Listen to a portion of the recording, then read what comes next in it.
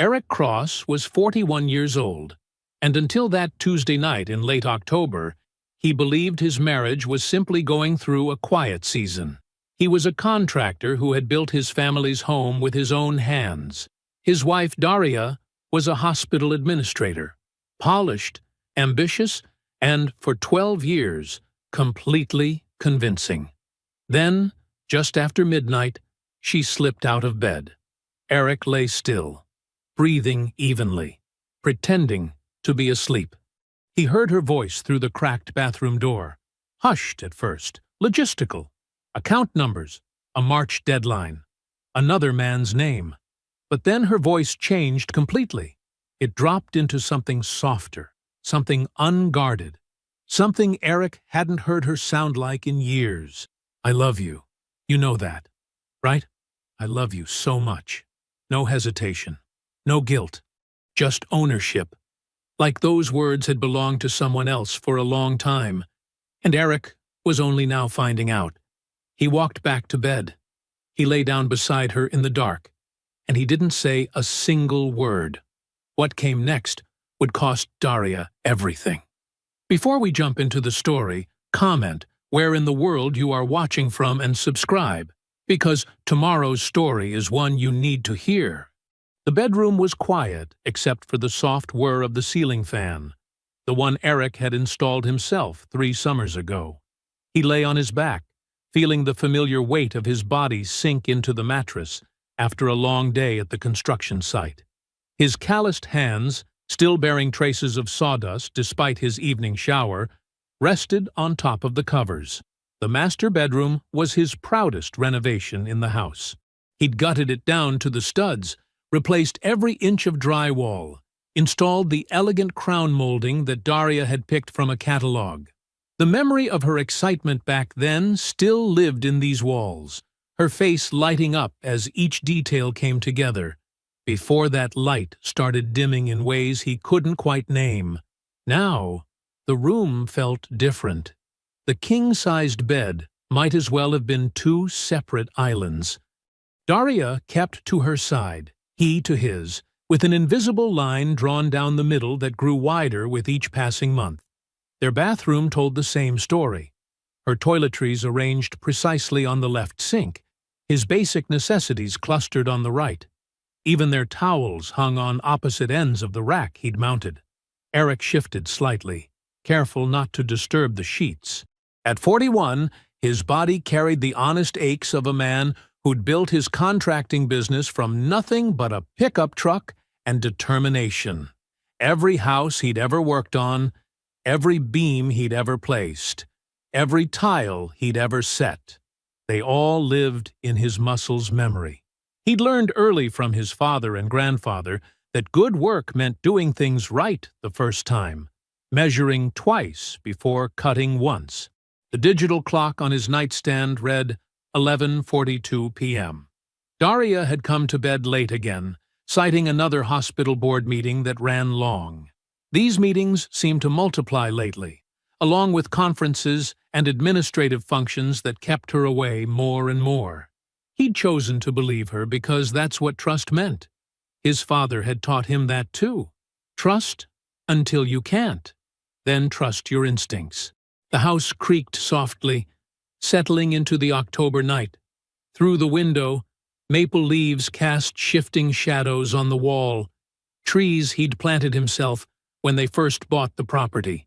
He could almost drift off, almost let sleep take him under. Then he felt it.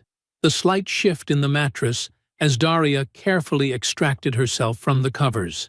In the darkness, he kept his breathing steady and deep, maintaining the rhythm of sleep. Her footsteps were deliberately light as she moved across the hardwood floors he'd installed board by board. She was trying not to wake him. Something in those footsteps made his eyes open in the darkness. The carefulness in them was different from her usual midnight water runs or bathroom visits. These steps had intention behind them, each one placed with conscious thought.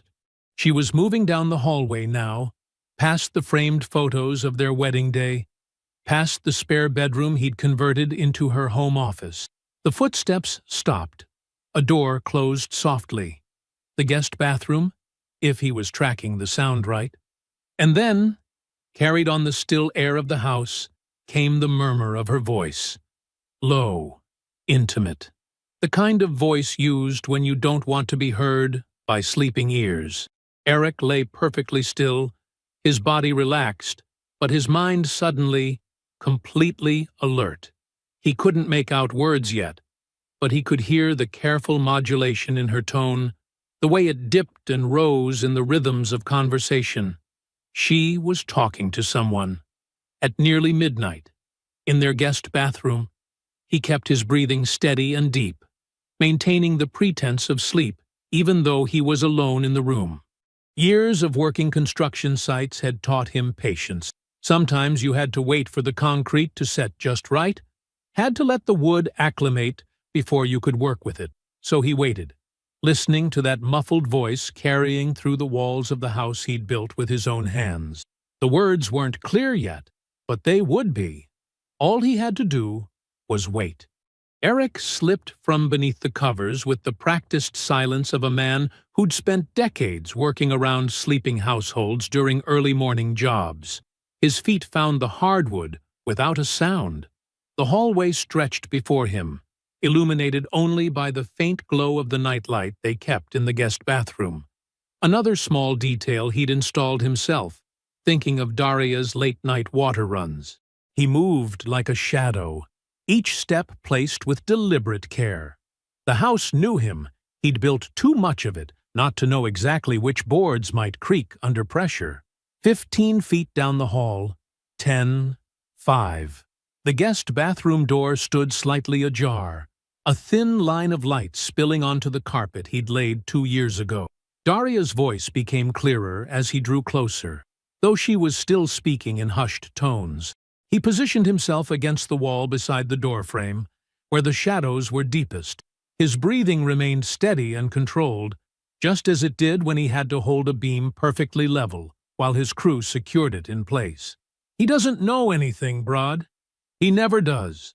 Her voice carried through the gap, casual and dismissive, as though discussing a child who couldn't grasp simple concepts. Eric's hands flexed once at his sides, then relaxed. He'd handled materials too dangerous to grip with tension.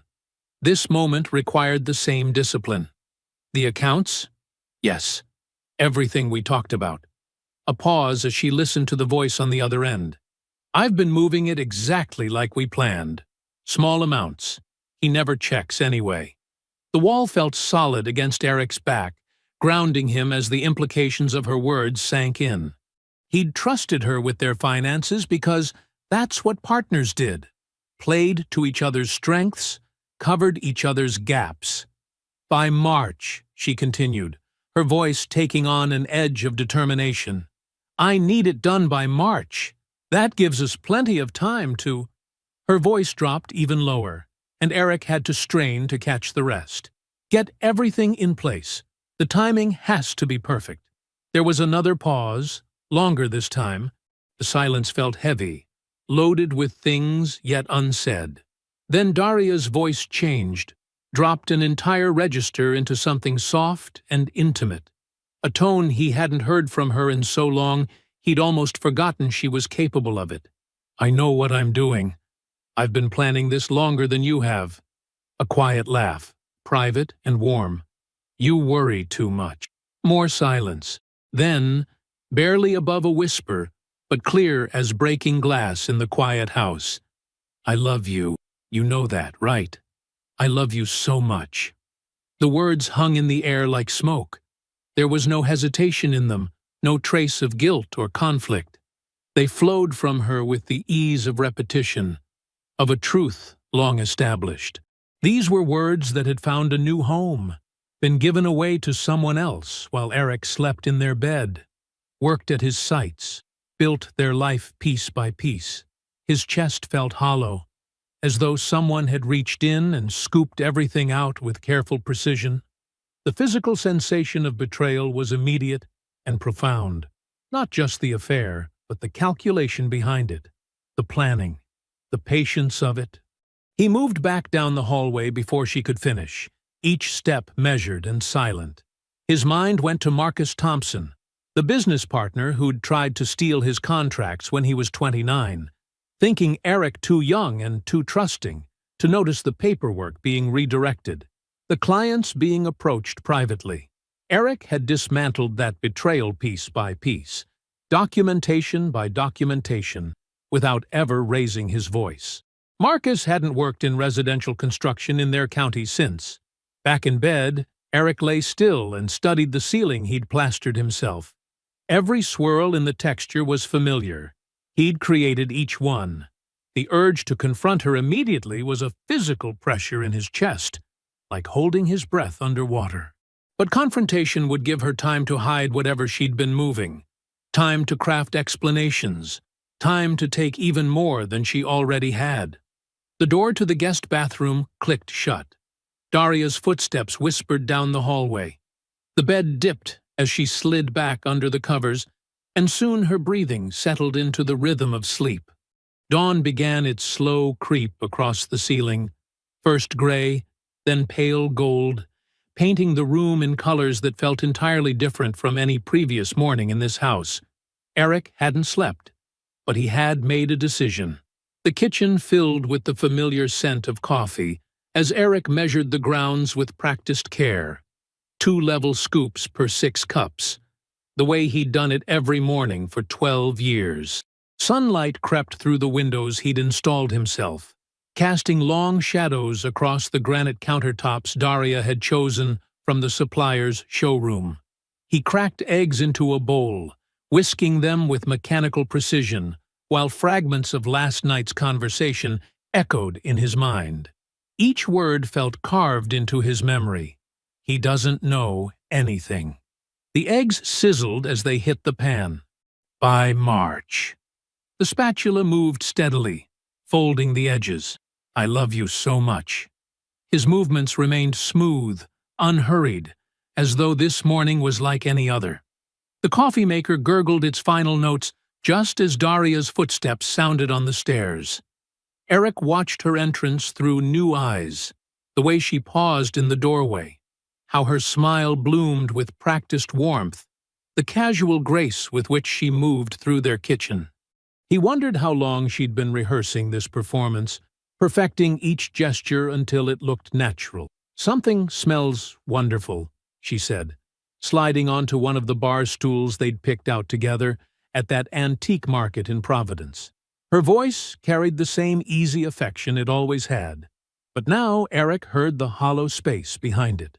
Just eggs, he replied, sliding a plate in front of her. Coffee? Please. She reached for her phone, scrolling through emails with one hand while accepting the mug with the other. The morning light caught her wedding ring, the one he'd saved 3 months of earnings to buy when they were younger and fuller of honest promises. Eric settled across from her with his own plate. Sleep okay? Thought I heard you up in the night. Daria's pause was almost imperceptible. Almost. Couldn't sleep, she said, not looking up from her phone. Had some emails to catch up on. You know how the board gets when things pile up. He nodded, taking a slow sip of coffee. They work you too hard. Someone has to keep that place running, she smiled, the same smile she'd given him thousands of mornings before. But now he saw the performance in it, the careful construction of a wife going through her morning routine, playing her part in a scene she'd already decided would end. They finished breakfast in comfortable silence, comfortable for her, heavy with unspoken knowledge for him. When she stood to leave, she pressed a kiss to his cheek. The gesture felt like a signature on a contract he hadn't known he was signing. Don't forget we have dinner with the Hendersons on Friday, she said, gathering her things. Wouldn't dream of it, he replied, and watched her walk out to her car, the same car he'd helped her choose 3 years ago. Right around the time he now realized that Broad had entered the picture. The house felt different once she was gone. Eric sat at the kitchen table, watching his coffee grow cold in the mug Daria had given him last Christmas. The morning light caught dust motes floating through the air. Tiny things, invisible until illuminated just right. He pulled out his phone and called Porter James. They'd been friends since before Eric had his first truck, before he'd built his business from nothing but calloused hands and determination. Porter had been the one to warn him about Marcus Thompson's scheme all those years ago. "I need you to look into some things," Eric said when Porter answered. "Start today." Porter's response was immediate. No questions asked. "Send me what you have. I'll clear my schedule." The next call was to Aunt Gloria. She picked up on the second ring, just like she had when he was 16 and needed a ride home from football practice, when he was 22 and wanted advice about starting his own business, when he was 29 and struggling with whether to trust his instincts about Marcus. "Talk to me," she said. And Eric did. He laid out everything: the phone call, the March deadline, the casual dismissal in Daria's voice when she'd said he never noticed anything. Gloria listened without interrupting, her silence carrying the weight of years spent teaching him about numbers, about trust, about self-respect. When he finished, her voice was steady. "Come to me when you're ready. I'll have the coffee on." That afternoon, Eric stood at his newest job site, a complete home renovation for a retired judge who wanted everything done right, no corners cut. He watched his crew setting up, called out measurements, checked the level on each beam before it was secured. "Remember," he told his newest worker, demonstrating the proper technique, "measure twice, cut once, always." The corner booth at Mel's Diner felt like neutral ground. Worn red vinyl, coffee rings staining the laminate tabletop, afternoon sunlight filtering through blinds that had seen better decades.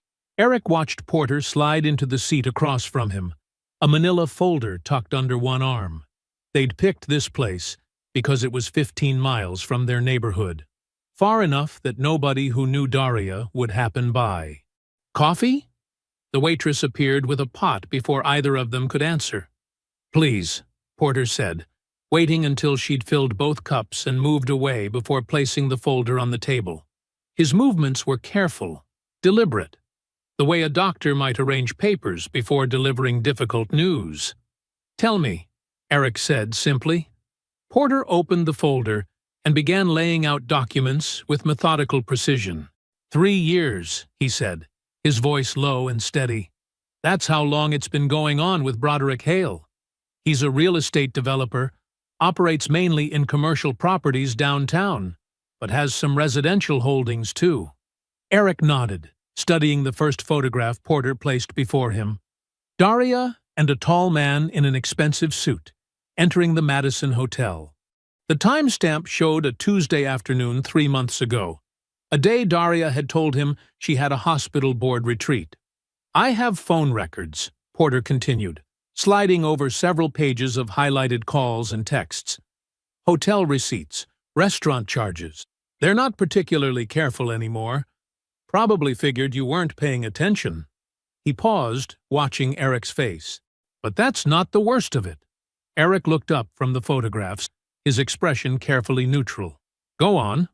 Porter pulled out a stack of bank statements, each page marked with yellow sticky notes. "You said Daria handles the household finances, right?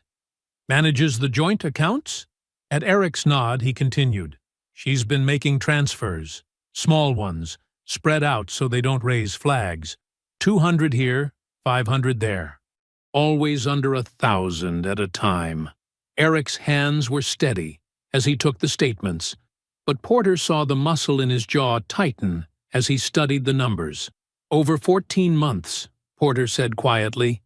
"She's moved nearly $47,000 to a private account in her name only.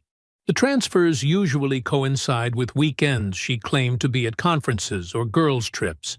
The diner's ambient noise seemed to fade away as Eric processed this information. The clinking of plates, the murmur of other conversations, the hiss of the coffee maker, all of it receded behind the weight of what he was seeing. "She's not just having an affair," Eric said finally, his voice level. "She's building an escape route. And funding it with your money," Porter confirmed. "The pattern suggests planning. This isn't heat-of-the-moment stuff, Eric. This is calculated." Eric closed the folder slowly, his hands flat against the manila surface. The wedding ring on his left hand caught the afternoon light. The same hand that had built their home, signed their mortgage, trusted her with their shared accounts. "What else might be out there?" he asked after a long moment. Porter leaned back, studying his old friend's face. "Hale's name is on some property paperwork that has Daria's signature, too. I need to dig deeper there. Something about a duplex purchase that doesn't quite add up. Could be nothing, could be significant." The silence stretched between them, broken only by the distant sound of the kitchen's bell announcing orders ready. Eric thought about the house he'd built, every nail and beam placed with care. About the business he'd grown from a single truck into a respected name in residential contracting. About Daria's voice in the dark of their home. "I know what I'm doing. I've been planning this longer than you have." "Find it," Eric said simply, his voice carrying the same quiet authority he used on job sites when giving instructions that needed to be followed exactly. He stood, leaving enough cash on the table to cover both coffees and a generous tip. The drive to Aunt Gloria's house took 27 minutes. He counted each one, letting the rhythm of the road organize his thoughts. When he pulled into her driveway, he sat for a moment with the engine running, then picked up his phone. The call connected on the first ring. "I'm outside," he said. "Put the coffee on." The screen door creaked softly as Eric entered Aunt Gloria's kitchen. The familiar scent of her coffee, stronger than anyone else dared to brew it, filled the warm air. Gloria stood at the counter, already pouring 2 mugs, her silver hair caught in the afternoon light streaming through the window above her sink. "Sit," she said simply, turning to face him. Her eyes, sharp behind reading glasses that hung from a beaded chain around her neck, took in his expression. She didn't ask if he was okay. She knew better.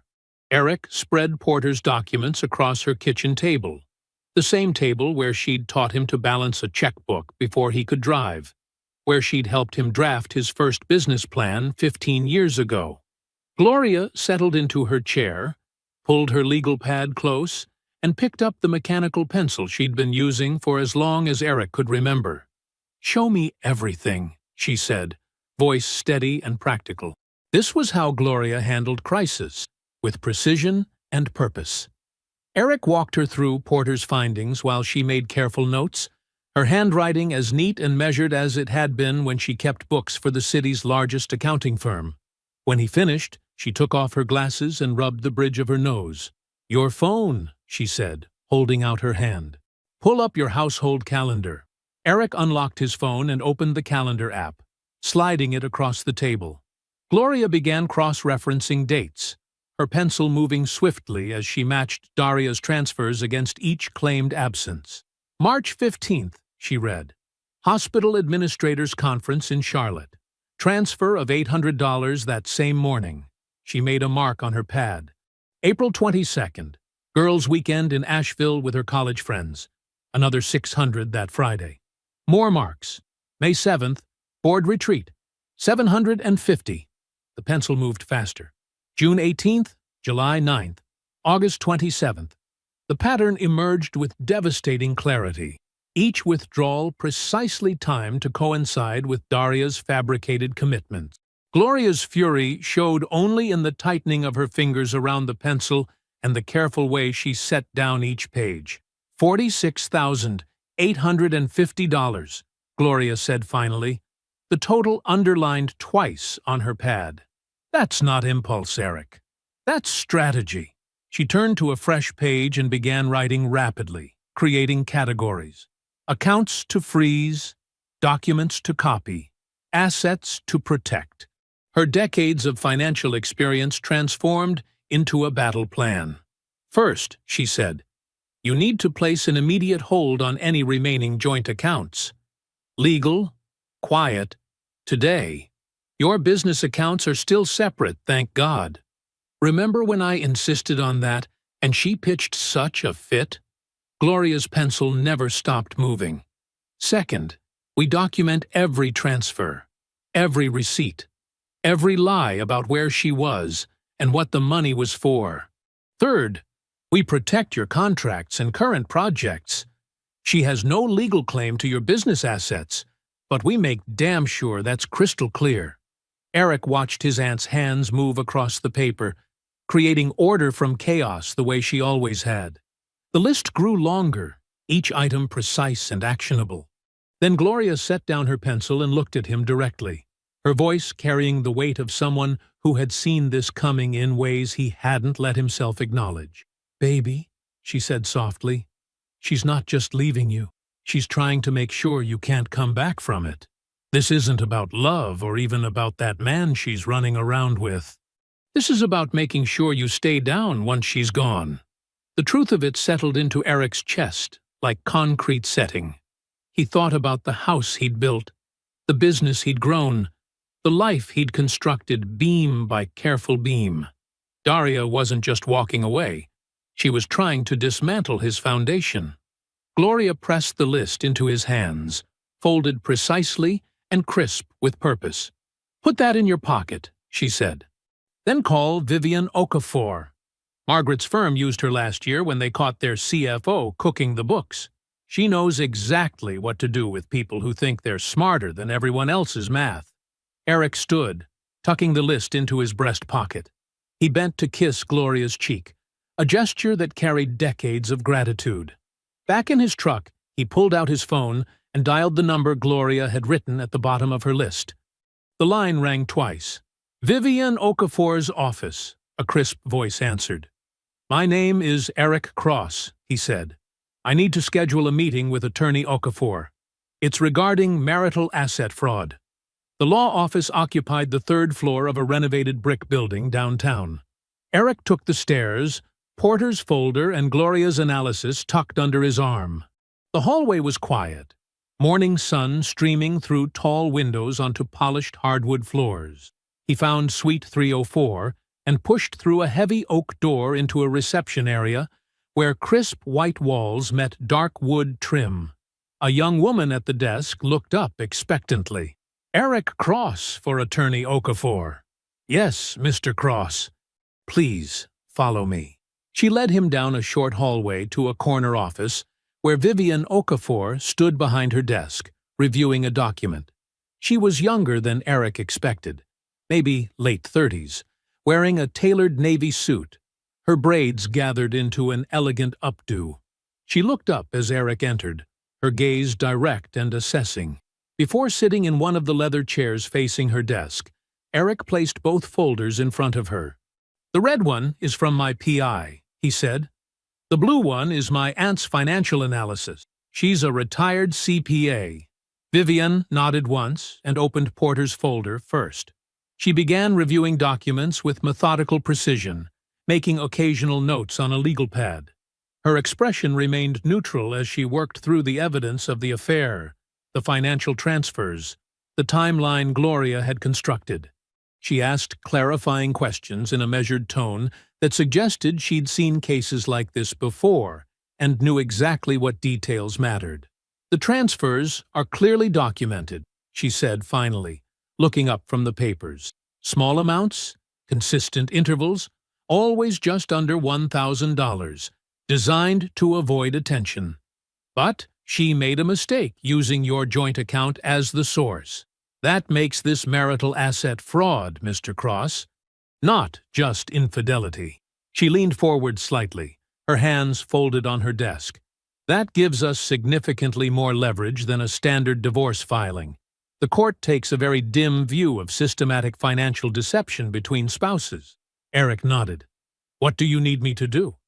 "First, maintain absolute normalcy at home. Continue your regular routine. Give her no indication that anything has changed." Vivian opened her desk drawer and removed a business card. "Second, call this number today. It's my contact at First Citizens Bank. Tell him you're my client and need an immediate freeze on your joint account. It's completely within your legal rights, and he'll handle it discreetly." She wrote something on the back of the card. "Third, have your PI keep digging into the real estate angle. Property purchases create paper trails. If she's involved in anything with this Broderick Hale, we need to know exactly what and when." Eric tucked the card into his wallet. Timeline? I'll prepare a comprehensive filing that addresses both the divorce and the documented fraud. People who think they're winning get sloppy, Mr. Cross. Let her get a little more comfortable. When we move, it won't be a warning shot. It will be a closed door. She stood, extending her hand across the desk. Her grip was firm, professional. I'll be ready when you are. My office will call you by the end of the week with initial paperwork to review. Back in the parking lot, Eric sat in his truck and pulled out his phone. He called the number on Vivienne's card, identified himself as her client, and authorized the account freeze. The bank manager handled it efficiently, asking no unnecessary questions. Within minutes, Eric received a confirmation text that the hold was in place. He drove to his current job site, a kitchen renovation in Myers Park, and worked alongside his crew all day. He installed cabinet hardware, checked the countertop installation, and met with the homeowner about backsplash options. He kept his phone in his pocket, resisting the urge to check if Daria had discovered the account freeze yet. At 5:30, he headed home. He stopped at the grocery store, bought ingredients for the pasta dish Daria had always liked, and prepared dinner with methodical care. When she came through the door at 7, briefcase in hand and heels clicking on the hardwood he'd installed himself, he was setting the table. "How was your day?" he asked, his voice carefully normal as he filled her wine glass. She smiled, settling into her chair. "Endless meetings. The new oncology wing budget review is driving everyone crazy." She took a sip of wine. "This looks wonderful." Eric served the pasta, watching her talk about her day. He saw now what he hadn't before: the practiced ease of her performance, the careful way she managed his perception. He smiled at appropriate moments, asked follow-up questions about the budget review, and felt the weight of Vivienne's business card in his wallet, like a key waiting to turn in a lock. Eric was checking the framing on a new edition when his phone buzzed in his pocket. Porter's name lit up the screen. He stepped away from the noise of circular saws and nail guns, finding a quiet spot near his truck. "Got a minute?" Porter asked, his voice carrying that particular weight Eric had come to recognize. "Same place as before. I need to show you something." The diner looked exactly as it had 10 days ago. Worn vinyl booths, coffee-stained menus, afternoon sun streaming through dusty windows. Porter sat in the same booth, but this time the folder in front of him was noticeably thicker. Eric slid into the seat across from him. The waitress approached with a coffee pot, but Porter waved her off with a polite smile. He waited until she was out of earshot before opening the folder. "3 things," Porter said, his voice low and steady. "First one's the property records." He slid a document across the table. 7 months ago, Daria co-signed on a duplex purchase with Broderick Hale. Nice area, just outside Matthews. Purchase price was $485,000. Eric studied the deed. There were their names side by side: Broderick Hale and Daria Cross. His wife's signature, familiar yet strange in this context, dated 7 months prior. Her down payment contribution, Porter continued, sliding another document forward, came from those transfers we tracked. $42,500. She's already a property owner with him, Eric. She didn't just start planning to leave. In the ways that matter most, she's already gone. Eric nodded slowly, his carpenter's hands flat on the table. He had built things his whole life: houses, businesses, trust. He understood better than most how long before a structure falls, the foundation begins to crack. "Second thing?" he asked. Porter's expression tightened slightly. "I dug into Hale's background, found a pattern." He produced several more documents: court filings, settlement agreements, property records. 3 years ago, he was in a relationship with a woman named Christine Larson. It ended badly, very badly. Eric scanned the documents as Porter talked. The story emerged in cold, legal language: shared property purchases, transferred assets, mounting debt in Christine's name. When it ended, she was financially gutted and legally entangled. Broderick had walked away clean through careful maneuvering and quiet settlements. "He's done this before," Porter said quietly. "It's not a relationship gone wrong. It's a pattern. He finds women who are financially ambitious, emotionally dissatisfied, positions himself as both romantic rescue and business partner, structures deals like this duplex purchase to maximize his protection and minimize his exposure. Then, when it serves him, he exits. Cleanly." Eric sat back, letting the full weight of it settle. Daria, who believed she was orchestrating her escape with a willing accomplice, had actually handed a predator a complete map of her vulnerabilities. She had made herself the perfect target while thinking she was the one in control. "She has no idea," Eric said finally. "No," Porter agreed. "She thinks she's using him." Eric felt something complex shift in his chest. Not sympathy, exactly. Daria had made her choices with clear eyes and cold calculation. But this information changed the shape of what was coming. It would be useful. "Thank you," he said, gathering the documents carefully. That evening, after his crew had gone home and the job site was quiet, Eric sat in his truck and made one more call. The phone rang twice before Margaret Whitfield's warm voice answered. "Eric! What a lovely surprise!" "Hey, Margaret," he said, matching her warmth naturally because it was genuine. He had always loved Daria's mother, her quiet dignity, her clear sense of right and wrong. "I was hoping maybe you'd like to come over for Sunday dinner next week. Daria mentioned you've been wanting to get together." "Oh, that would be wonderful," Margaret said. "I'll bring my sweet potato pie. I know it's your favorite." "You spoil me," Eric smiled. "We'd love to have you. I'll be there. Love you, son." "Love you too, Margaret. I mean that." He ended the call and sat for a long moment in the growing dusk, staring at the kitchen table he had refinished himself years ago, stripping away layers of old varnish, sanding down to clean wood, building it back up stronger than before. He was ready. The hardest part of building anything, Eric had learned over decades of construction, was making it look effortless. The same proved true of these final 2 weeks. Each day a careful performance of normalcy that required more skill than any house he'd ever built. He woke before dawn that first morning, the same way he always did. Made coffee, packed his lunch, checked the weather forecast for his outdoor cruise.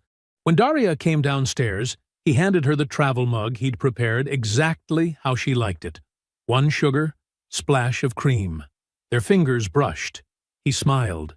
She smiled back, the expression perfect but hollow, like a demo house staged for showing.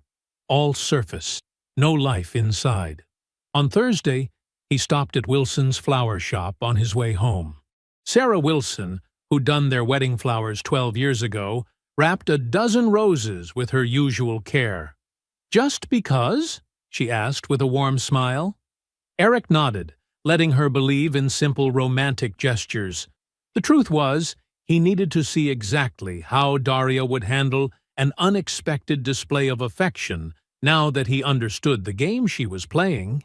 She was at the kitchen island when he arrived home, laptop open, reading glasses perched on her nose. The surprise flickered across her face before she could catch it. "What's this for?"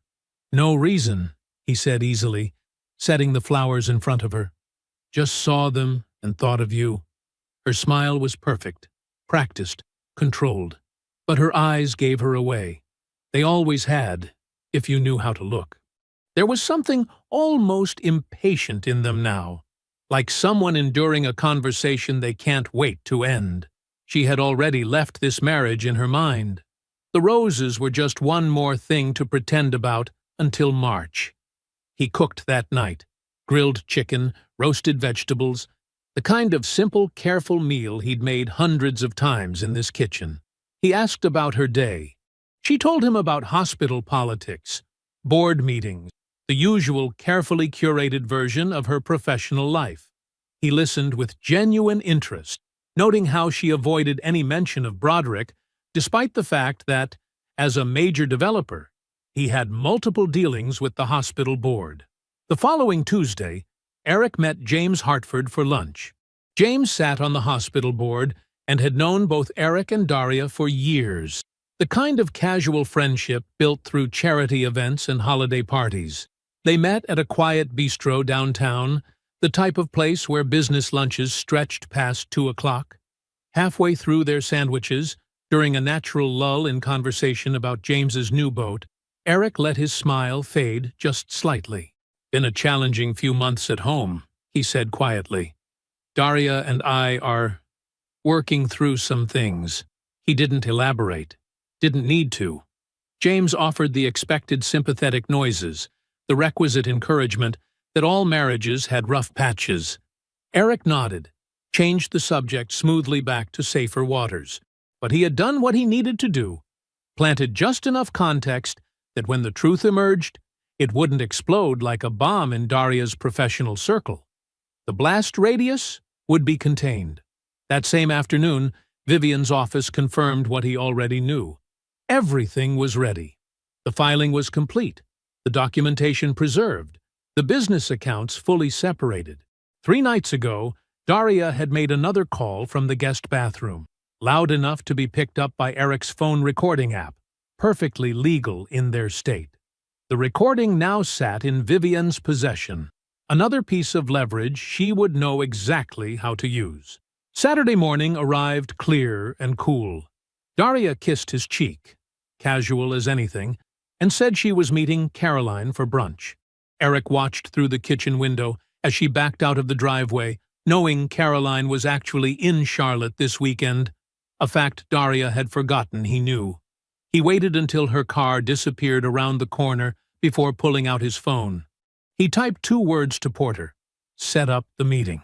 Then he sat down at the kitchen table, the one he'd refinished himself years ago, stripping away layers of old varnish to get down to the truth of the wood beneath. He didn't move. He barely breathed. He was completely still. The aroma of pot roast filled the house when Daria came downstairs that Sunday afternoon, still fastening an earring. She stopped abruptly in the dining room doorway. Her mother, Margaret, sat at the table, already settled in like she'd been there for hours. A crystal serving dish of her signature sweet potato pie, placed precisely on the dark wood Eric had restored by hand. "Mom!" Daria's voice lifted in genuine surprise. "I didn't know you were coming today." Margaret smiled warmly. "Eric said you suggested getting together." She smoothed her napkin across her lap. "Though apparently he told you I was the one who asked." Something flickered across Daria's face, the micro-expression of someone calculating exits and finding none. She couldn't leave now without explaining why, couldn't manufacture an emergency without raising question. She was trapped by the very social graces her mother had spent decades teaching her. "Of course," Daria recovered smoothly, taking her usual seat. "I must have forgotten mentioning it. Work has been so busy lately." Eric emerged from the kitchen carrying the pot roast, his movements unhurried and precise, the same way he approached everything, measuring twice, cutting once. He set the dish on the table with careful hands, the same hands that had built this home beam by beam. "Margaret, would you like to say grace?" he asked quietly. As Margaret bowed her head to pray, Daria's phone buzzed once in her purse. Then again, more insistent. Her hand twitched toward it, but social training won out. Her mother would never tolerate checking messages during grace. The phone fell silent. Eric served the meal with deliberate grace. Pot roast, roasted potatoes, fresh green beans with almonds. His mother-in-law praised each dish. Daria sat very still, her fork untouched, staring at her plate like she could see something written there that no one else could read. The third buzz of her phone finally broke her. She reached for her purse, glancing at the screen. All color drained from her face. Her hand began to shake ever so slightly as she read what Eric knew was Vivian's comprehensive divorce filing, complete with documented evidence of fraud, financial transfers, and 3 years of systematic deception. Eric let the silence stretch. Let her feel the weight of it. let her understand that everything she thought was hidden had been exposed to light. When he finally spoke, his voice was quiet but carried to every corner of the room. "I wanted your mother here," he said, placing a manila folder on the table, "because you've always cared more about what she thinks of you than what God thinks of you. So I wanted her to hear this from me, before you had the chance to craft the story." He laid it out piece by piece: the late-night phone call he'd overheard, the affair with Broderick Hale spanning 3 years, the systematic draining of their joint accounts totaling $47,000, the secret duplex purchase. His voice never rose, never wavered, just stated facts with the same careful precision he used to measure load-bearing walls. "Eric," Daria started, her voice taking on the reasonable tone she used in board meeting, "you're not understanding." He reached into the folder and withdrew his phone, pressed play. Her own voice filled the room, recorded 3 nights ago in their guest bathroom. "He won't see it coming, and won't know what to do when it does. That's what makes this perfect, Brod. He's never questioned anything I've ever told him." Across town, Porter was delivering a similar package to Broderick Hale's office: complete documentation of the fraud, a letter from Vivian outlining criminal exposure, and a detailed profile of the previous woman he'd left financially gutted. Broderick's phone began ringing Daria's number immediately. She didn't move to answer it. Margaret sat with tears running silently down her face, but her voice was steel when she looked at her daughter. "You will not speak," she said. "You will listen." Daria's phone buzzed again. Broderick, desperate now, realizing his carefully managed plan was imploding. The sound seemed to echo in the terrible silence. She didn't reach for it. She couldn't move at all. Margaret rose without another word and walked out of the house, leaving her pie untouched on the table Eric had refinished years ago. Daria sat alone, surrounded by the evidence of everything she'd tried to destroy. From the living room came Eric's voice, calm and steady, making calls. Broderick's number lit up her screen one final time. Daria stared at it, motionless, as it blinked out to darkness. 2 years ago, Daria showed up at the house unannounced on a Wednesday evening. Eric had been in his workshop, sanding down a piece of walnut for a custom dining table commission. He heard her car in the driveway, those familiar footsteps on the porch. He set down his tools and waited, knowing this moment would come. She knocked instead of using her key, a small thing that said everything. When he opened the door, she looked different somehow, smaller, less certain of her space in the world. Her designer blazer hung a touch loose, like she'd lost weight. The confident smile she'd worn for 12 years wavered at the edges. "Can we talk?" she asked. "Just us. No attorneys." Eric stepped aside to let her in. They sat at the kitchen table, the same one where everything had fallen apart 3 days earlier. Daria placed her handbag carefully beside her chair, smoothed her skirt, and began speaking in the measured tones she used for difficult conversations with the hospital board. "I know I hurt you," she started. "What I did was complicated, but 12 years together has to mean something.